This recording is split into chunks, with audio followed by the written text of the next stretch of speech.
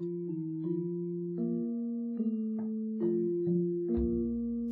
bertemu lagi dengan channel Sri Wisnu bersama saya Sri Wisnu. Saat ini saya berada di kota Yogyakarta. Tepatnya lagi saat ini saya sedang menunggu waktu pentas Sini Sendratari Ramayana di Candi Prambanan.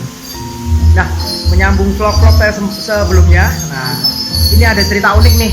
Nah, biasanya kalau di dalam cerita Sendratari Ramayana, setelah Rama dan Sinta bertemu di akhir cerita, kemudian biasanya dikatakan bahwa mereka akhirnya hidup berbahagia atau they live happily ever after. Jadi dimaksudkan bahwa mereka akan hidup bahagia selamanya. Jadi seperti pada cerita-cerita negeri dongeng atau 1001 malam semacam itu. Tapi sebenarnya, nah ini banyak versi mengatakan bahwa ketika Rama dan Sinta sudah bertemu setelah 13 tahun Sinta diculik, kemudian Dewi Sinta kemudian harus membuktikan kesuciannya dengan masuk ke dalam api suci.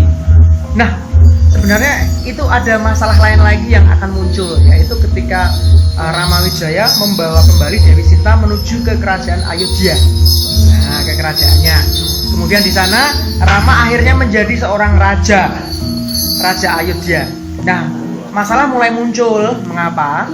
Karena sebagai seorang raja, Rama harus melaksanakan tugasnya sebagai seorang raja, yaitu sebagai simbol politik di dalam kerajaan. Nah, ketika itu di dalam kerajaan banyak sekali yang namanya aturan-aturan yang mengatur tata cara kehidupan bermasyarakat dan sebagainya. Nah, salah satunya adalah aturan kerajaan itu adalah bahwa seorang wanita yang sudah menikah itu dilarang untuk tidur atau tinggal serumah seatap dengan laki-laki lain. Nah, dalam kasus ini Dewi Sinta kan sudah diculik oleh Rahwana selama bertahun-tahun.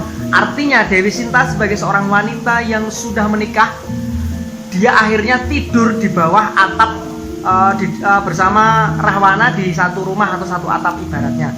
Jadi dalam aturan kerajaan Ayodhya saat itu tidak boleh bahwa seorang wanita yang sudah menikah tidur satu atap dengan laki-laki lain. Nah, dari situ akhirnya muncullah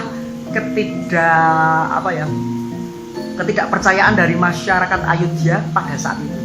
Sebenarnya Rama Wijaya percaya 100% dengan cinta dan kesucian dari Dewi Sinta. Tetapi masalahnya pada masyarakat Ayodhya mereka tidak bisa melakukannya. Kenapa? Karena pada saat pembakaran Dewi Sinta itu rakyat Ayodhya tidak melihat dengan mata kepala sendiri, karena dulu belum ada Android, belum ada video call, sehingga pada saat itu ketika Dewi Sinta dibakar di Alengka, rakyat di Ayodhya tidak bisa melihat secara streaming bahwa Dewi Sinta sudah dibakar secara live seperti itu.